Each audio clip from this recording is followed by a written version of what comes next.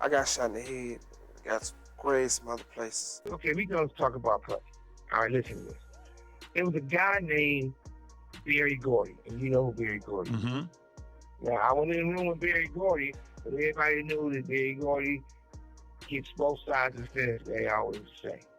So Barry Gordy was the guy who had the Jackson 5, who eventually conned Michael Jackson because Joe Jackson was a Jehovah's Witness, and they said, Michael, you come hang with us, you can get toys. They might got Michael some more than toys.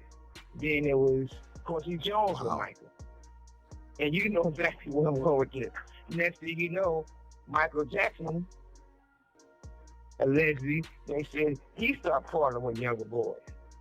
So where did Michael Jackson get it? Suge Knight definitely wouldn't mind having Diddy as a cellmate in prison, and it's not just because he might want to shank him with a sharpened toothbrush or give him a swirly in the toilet, though those are likely on his mind too. More than anything, Suge probably just sees an opportunity to sell Diddy more soap to drop in prison. I bet he'd make a fortune off of him. But linking all these tragedies, linking them to you, the death of Notorious B.I.G., I guess on paper, would make more sense, given what he was racking up sales on the East Coast. I mean, when Biggie left. One of the things about Biggie, I'm not one of these netterizers. I think he was talented. He's great. Did you hate Biggie? Never one bit. See, one thing you gotta realize, me, follow my pattern. I'm a businessman. I figure if in a year or two, Biggie would have been a death row artist because that's how talented he was. And I would have pursued him as an artist because I felt I could have gave him a bigger deal. And I wouldn't have been in his videos. So I think he was an incredible artist. Let's think, Tupac and Biggie, and there was no real feud. They might have had words before, but I know I could have molded them back to being great friends. Old interviews with Suge Knight have resurfaced, where he suggests that he had nothing to do with Biggie's murder and that it was all Diddy's doing, allegedly. Suspects or motive in the murder of rapper and actor Tupac Shakur, who died last Friday the 13th after being gunned down in a drive-by following the Mike Tyson-Bruce Seldon boxing match September 7th. Meanwhile, on Thursday night in Los Angeles, we spoke with Marion Suge Knight, head of Tupac's label, Death Row Records, and the man who was driving the car sitting right next to Tupac when he was shot. Knight, who himself was grazed in the head by a bullet, was prevented by his lawyers from addressing the shooting itself, but here, for the first time on television, he speaks publicly about its aftermath. How are you feeling and how are you doing physically? I feel like this. I feel that the last word is always God. But Pac saved my life. The reason why I say Pac saved my life, I got shot in the head, got grazed some other places, but I still got the bullet in my head. It's still there. But for as trying to get him to the hospital, didn't make me realize that I was shot. Because usually when you get shot in the head, the first thing the person do is panic. You know, bam, I'm shot in the head, I'm about to die. You know. And once you do that, you can't drive nowhere. My whole thing was, he was shot. I'm like, you shot? I'm gonna get you to the hospital. I'm driving, telling him I'm gonna get to the hospital, kick back. Pac looked at me and said, you know what? You need the doctor more than me. You the one shot in your head. And we laughed the whole time going to find out went to the hospital. That's the conversation we had. It wasn't, Pac was a man the whole time. It wasn't that he was like, oh, I'm shot. He cracking jokes. They're like, yeah, they shot me. He said, but you shot in your head. Look at your head bleed. Look how much it's bleed. That was Pac. And I'm like, man, shut up. I'm gonna get you to the doctor.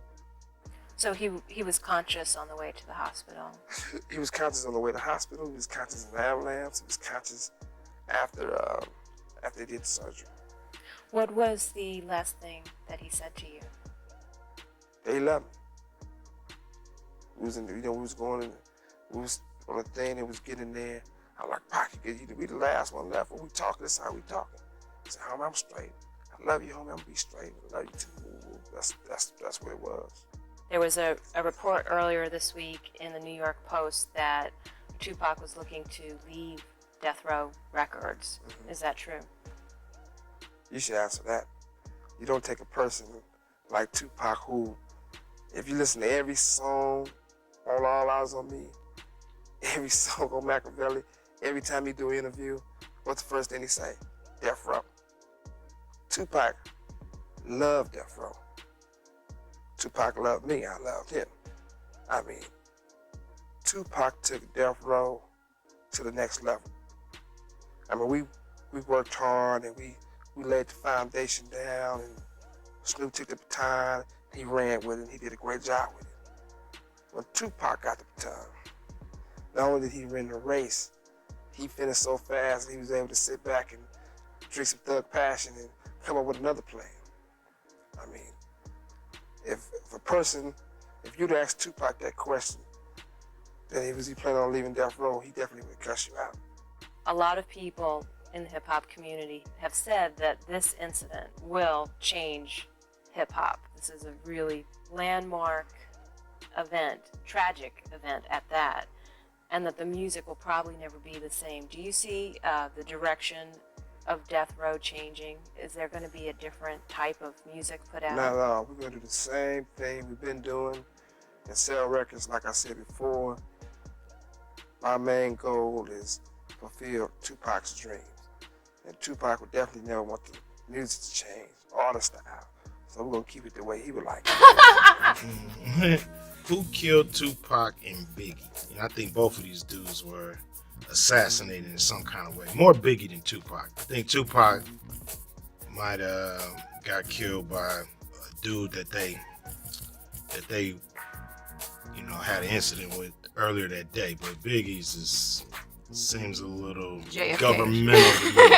Surprisingly, Suge Knight also believes that Diddy is a victim groomed by record executives. As the saying goes, the abused often becomes the abuser. Your perspective, though, you actually spend time with Diddy. When you used to go to New York, you would spend time with him, and he would spend time with you. When he would come, you guys would go hang out together with obviously other peers. Did you notice anything around Diddy where you said, this is a little bit, obviously there's a woman, you're having a good time, you're partying, you're doing your thing, but did you ever see anything where was out of line, where you said, I think this guy likes men, or I think he likes certain things that's a little weird? Well, all due respect to Puffy, you gotta realize one thing. He didn't start off like that. I'm quite sure somebody taught him that, and that's more deep in the industry. You guys who got involved with a lot of people who were their mentors, instead of having a guy to mentor your own father, they was having these guys that mentor. And when that happens in the industry, it was done to them, they do to the next person. So I felt that Puffy was a regular, normal guy. And then when he started hanging with the guys in the industry, they did things to him, and then allegedly he did things to Usher.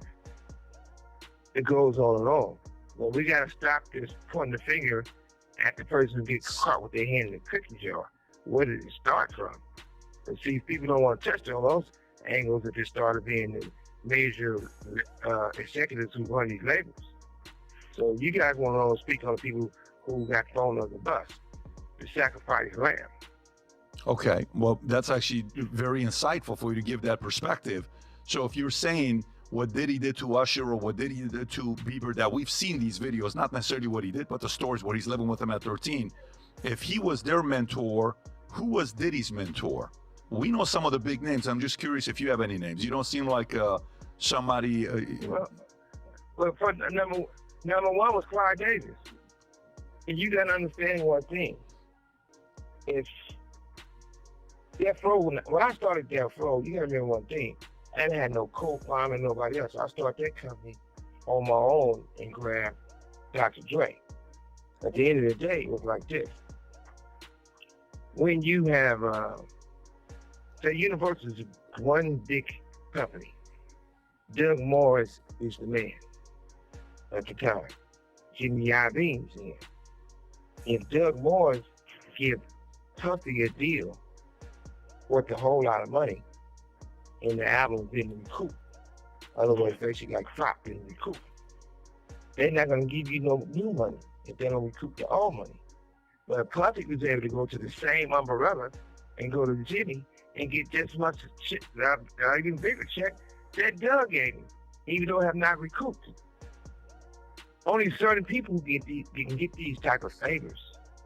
Now, in my situation, I didn't do anything to lose my company. I didn't do anything illegal to get my company taken away from me. They was able to commit fraud for my company, but it ends up to the hands of people who wanted to buy my company for 500 million, 700 million. I kept saying no, and then turn around, they can get block everybody and end up getting it for what, 20 or 30 million, which is crazy. If you add all that type of stuff up, and you will see how the industry been built on the secret rooms. The people who don't participate in the secret room is the people who later on get burnt. The people who participate in the rooms, they continue to grow.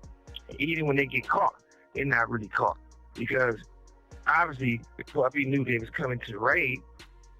The security wasn't there.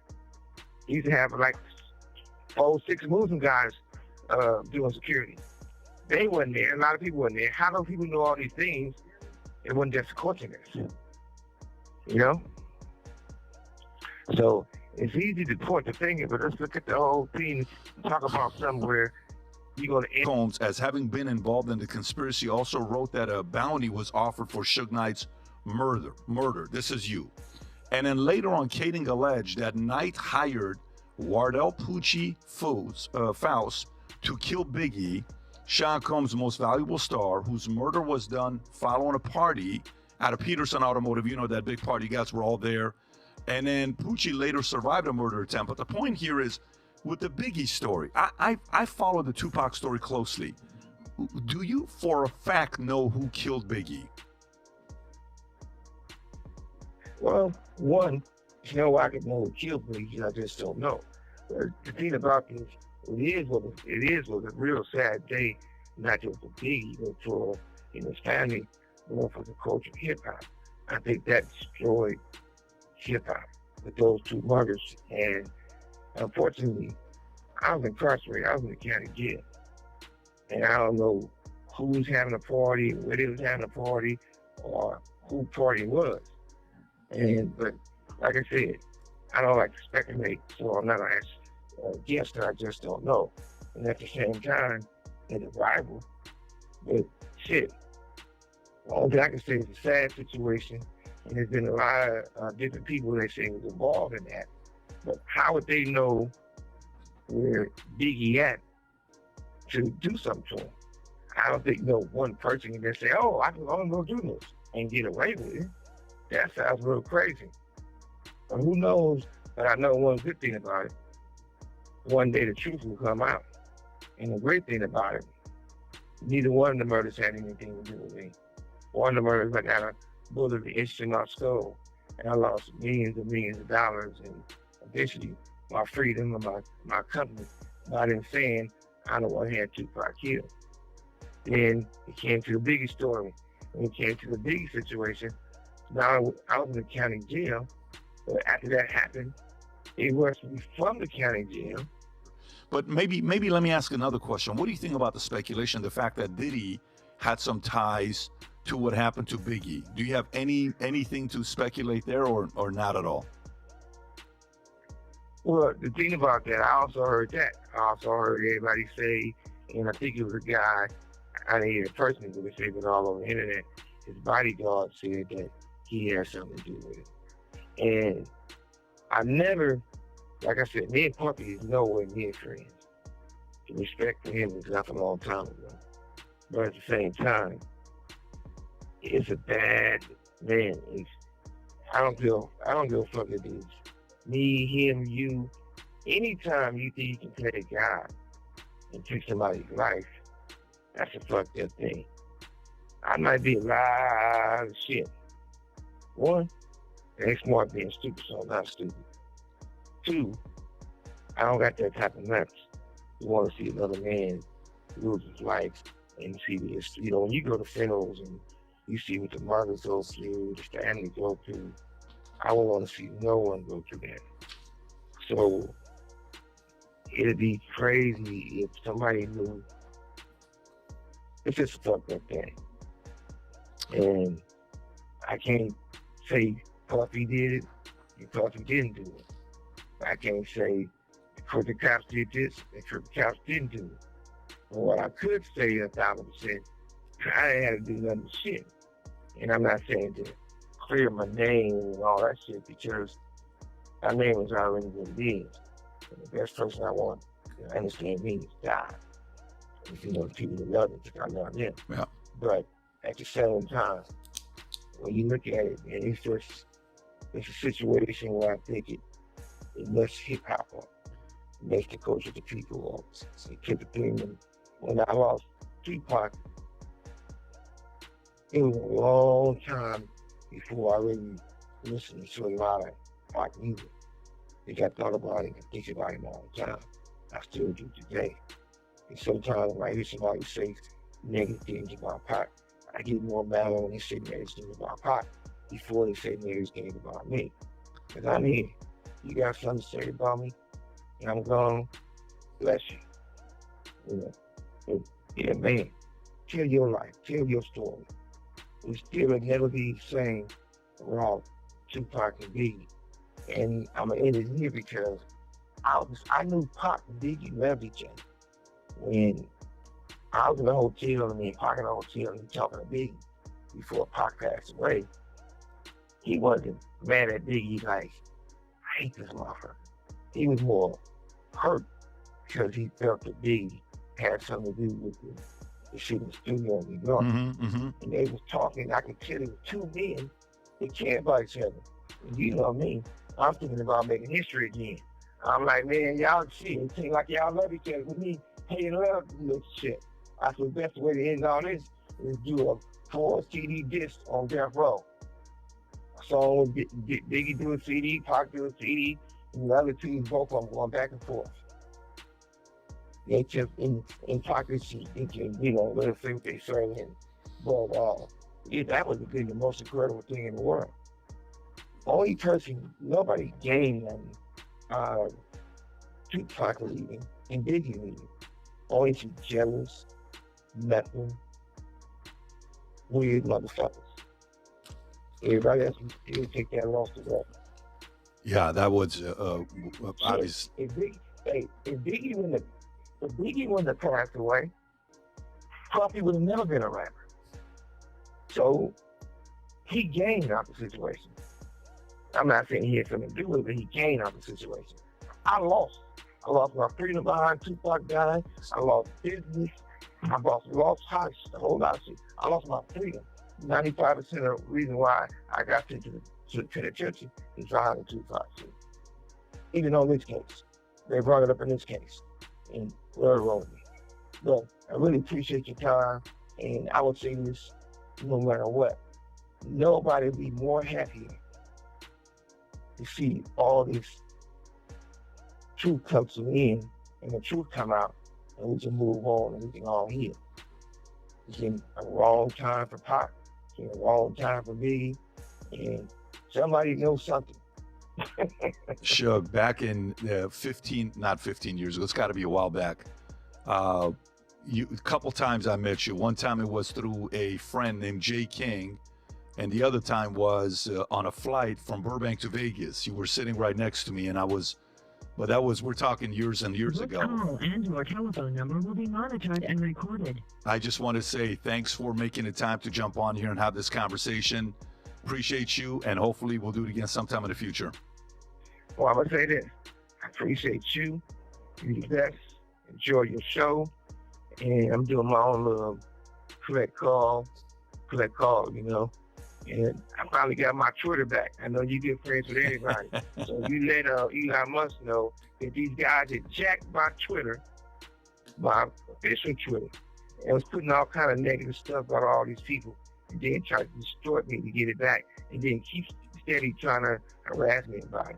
So, as most people say, as my mother would say, It might seem like Suge is singing a different tune right now, but I think it's all bait. He's likely trying to strike a deal with the feds to secure his release, and spilling more than necessary is his way of negotiating. However, with all the tapes and lawsuit allegations, the feds probably already have their hands full. as we made the right, we were driving, everything was all right. We didn't know when.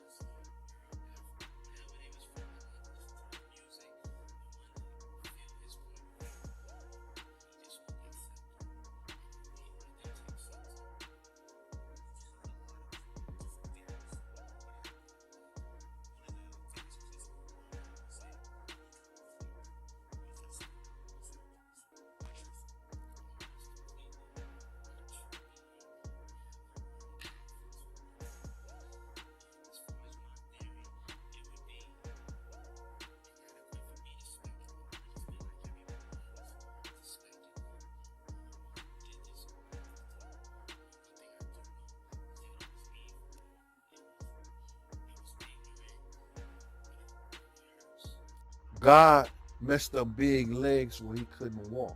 Big could barely walk. He had to use a cane. They was pushing him around in a wheelchair. He walked that night because he didn't want the fans to know, but it was killing him. Clark Kent, the vice president of Motown at the time, told him, "Why you going to that party? Don't go to that party." He said, "No, Puff and D-Rock set this up." That same night, he on the phone with Heather Hunter and Janet Jackson, supposed to come to the room, and you let somebody talk you out of that? God messed up his legs. That was his out. Clark Kent told him not to go.